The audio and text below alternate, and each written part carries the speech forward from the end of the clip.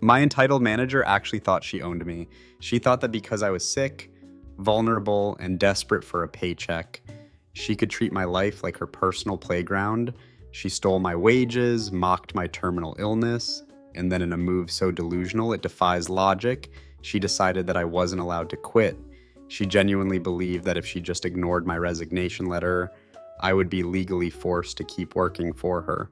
She thought she could steal my time and my health without consequence, but she didn't know that I had been documenting every single labor law violation for the last 6 months.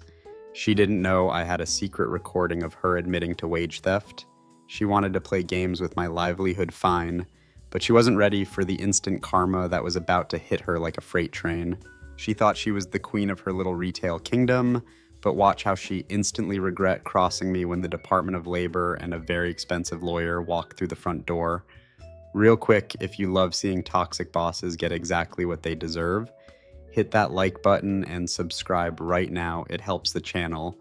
And frankly, it helps the algorithm punish entitled people like this, ready to see her ruin her own life. Let's get into the story. I need to give you some context so you understand why I stayed as long as I did. I started working at this retail store, let's call it Fashion Hell, about a year ago. At the time, I was desperate. I have a chronic, severe autoimmune condition. I won't get too specific, but if I get an infection, it can turn into a life or death situation very quickly. I needed money for treatments, and I needed health insurance. Like the general manager, let's call her Linda, seemed nice in the interview. She gave me the classic spiel: we aren't just coworkers here, OP, we are a family, we look out for each other. That should have been my first red flag. Whenever a boss says we are a family, run. It means we will abuse your boundaries and expect you to thank us for it. Linda was the definition of entitled. She acted like she was the CEO of a Fortune 500 company, but she was just a petty tyrant in a strip mall. She had a golden child, a shift lead named Brad, who was barely 21. Brad could show up 2 hours late, high as a kite, and Linda would giggle and say, "Oh, Brad, you rascal." Meanwhile, if I was 30 seconds late clocking in because I was vomiting in the bathroom from my medication, I'd get a formal write-up. For 10 months, I endured a slew of red flags that would make a bull charge. It started with the phone calls. I would be standing at the register, scanning items, literally making the company money, and my cell phone in my pocket would start buzzing. I'd ignore it. Then the store phone would ring. I'd pick up. "Thank you for calling Fashion Hell. This is OP." "OP, where are you?" Linda would scream into my ear. I'm at the register." "Linda, I'm working." "Well, I called your cell and you didn't answer. I need to know why the displays aren't done." "Because I'm serving customers. Don't get smart with me, and you need to be available 24/7. That's what family does." My heart would hammer against my ribs. I could feel the sweat pooling on my palms. I wasn't just annoyed, I was terrified of losing this job because my medical bills were stacking up. I felt trapped. I was trading my life hours for a pitiful hourly wage, and she was acting like she owned my soul. But the real toxicity was the schedule. I had been very clear due to my treatments. I cannot work late nights back to back with early mornings. My body needs recovery time. Linda looked me in the eye and said, "Absolutely, your health is our priority." She was lying through her teeth. The breaking point wasn't one moment. It was a slow, agonizing burn that culminated in a week from hell. First, there was the money. I checked my pay stub one Friday and noticed it was light. I did the math. I realized they had shorted me about 15 minutes of overtime from a previous shift where Linda forced me to stay late to clean up Brad's mess. I marched into her office, pay stub in hand. "Linda, my check is short. I stayed until 10:15 p.m. on Tuesday, but I was only paid until 10:00. Linda didn't even look up from her computer. She was scrolling through Facebook. "Oh, yeah, child, the system automatically rounds down if it's unauthorized overtime. Besides, it's too late to fix it now. Payroll is done." "It's not unauthorized if you told me to stay," I said, my voice shaking. and it's illegal to not pay me for time worked. You need to add it to the next check." She spun her chair around, fixing me with a cold, dead stare. "You're being very petty over a few dollars. Oh, Pete, is this really the hill you want to die on? We're a family. Sometimes we pitch in a little extra. Don't be greedy." Greedy? I was trying to pay for medication so I wouldn't be unalived, and she was calling me greedy for wanting my 15 minutes of minimum wage. Then came the sickness. I developed an internal infection. My temperature spiked to 101 degrees. My doctor told me unequivocally, "Do not go to work. If you stress your body right now, you could end up in the ICU." I called in, "Linda, I have a fever. I'm contagious and I'm immunocompromised. I can't come in. Are you sure?" She whined into the phone.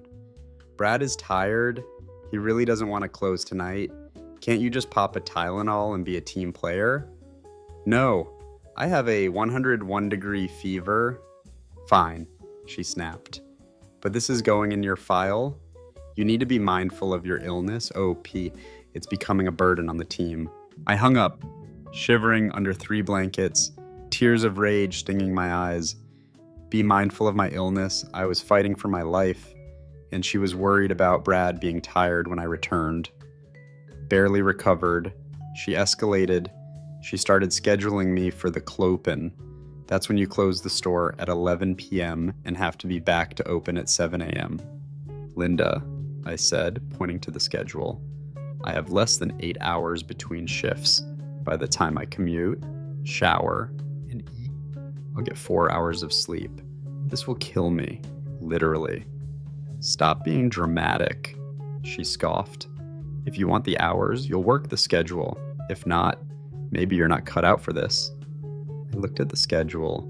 She had me doing 3 Clopens in a row. But I noticed something else. Linda's name was never on the closing list. Neither was Brad's, just mine. She wasn't managing the store. She was managing me out. She was testing to see how far she could push me before I snapped. "Well, congratulations, Linda. You found the line. I realized that staying here was costing me more than I was making. My health was deteriorating rapidly. I didn't feel it was worth a 5th conversation about boundaries. I wrote my resignation letter. Short, professional, effective immediately.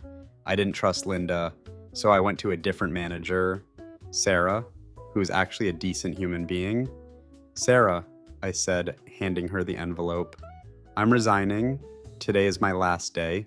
I'm giving this to you because if I give it to Linda, she'll try to manipulate me or gaslight me.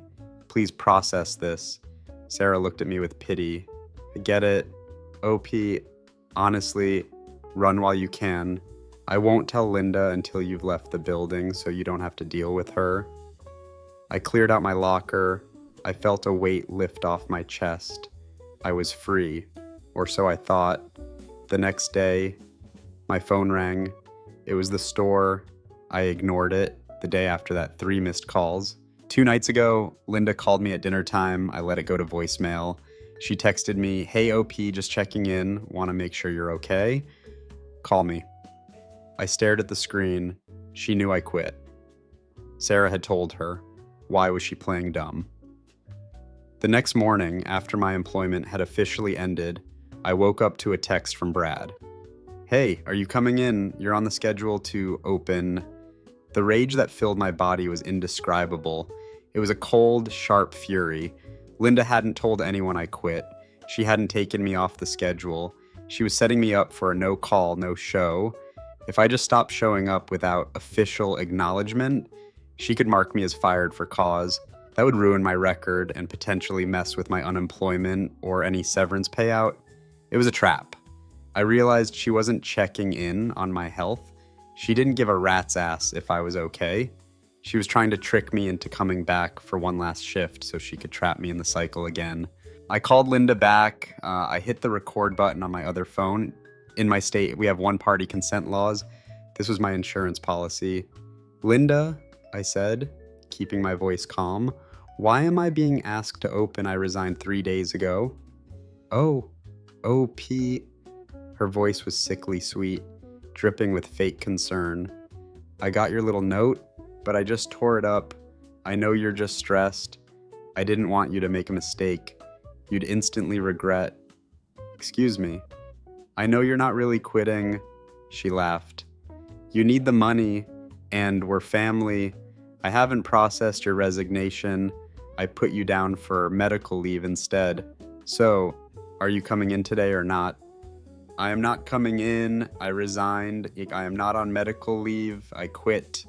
Well, she sighed, her tone turning icy. If you don't come in, it's a no-call, no-show. You know the policy. 3 of those and you're terminated with a black mark. You don't want to ruin your reputation in this town, do you? Just come in, work the shift, and we'll talk about your hours. Linda, are you refusing to accept my resignation? I'm telling you to just let me know when you're ready to come back, she said dismissively. Stop being a baby. I'll see you Monday. She hung up. My blood pressure was through the roof. My head felt like it was going to explode. The absolute delusional nerve of this woman. She thought she could just veto my reality, but she had messed up. She had admitted on a recorded line that she received my resignation and destroyed it. She admitted to coercing me to work. I didn't call her back. Instead, I called a lawyer. I have a cousin who works in labor law.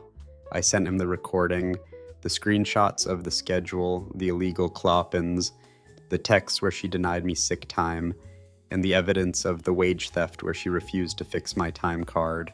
Oh, this is good, my cousin said. This is really, really good. She's not just breaking company policy. She's breaking federal law. She's treating the store like her own private kingdom, but she's about to find out what happens when you mess with the Department of Labor. We drafted a formal letter. It wasn't just a resignation confirmation. It was a demand letter. We demanded the unpaid wages, penalty pay for the labor violations, and a formal acknowledgement of my resignation date to ensure my record was clean. It has been 2 months since I sent that letter, and oh boy, did the dominoes fall. My cousin sent the letter not to Linda, but to the corporate HR headquarters and the owner of the franchise. We attached the audio file of Linda saying she tore up my resignation and the proof of the time card manipulation. Apparently, Linda had been doing this to everyone. She was shaving hours off people's checks to keep her labor costs down so she could get a bigger quarterly bonus. She was literally stealing from high schoolers and sick people to pad her own pockets. That is my inheritance. She was stealing the money I earned with my sweat and blood. The investigation was swift and brutal. Corporate descended on the store like a SWAT team. They audited the last 3 years of schedules and payroll. The fallout one. Linda was fired immediately. No 2 weeks notice. No we're a family speech. She was escorted out by security. I heard from Sarah that Linda was crying and screaming that she was being framed and that I was an ungrateful brat. 2. The golden child, Brad, was fired too. Turns out, Linda was clocking him in when he wasn't even there. That's fraud 3. My settlement to avoid a massive class action lawsuit, which my lawyer cousin hinted was coming next. The company offered to settle. They paid me all my stolen wages, plus damages. It wasn't $1 million, but it was a few thousand, enough to cover my medical bills for the next 6 months and give me a cushion while I find a remote job that respects my health. 4. The net worth hit. Linda is currently being sued by the company for the money she embezzled via the payroll fraud. She didn't just lose her job, she's likely going to lose her house to pay back the company. The best part, I had to go into the store one last time to sign some final paperwork with the new interim manager. I saw Linda in the parking lot. She was loading a box of personal junk into her car. She looked at me, her eyes red and puffy, and opened her mouth to speak, maybe to scream, maybe to beg. I didn't even slow down. I just smiled, got into my car, and drove away. She told me to let her know when I was ready to come back. Well, Linda, I came back to watch you lose everything. Karma isn't just a concept. Sometimes it's a recorded phone call and a very good lawyer.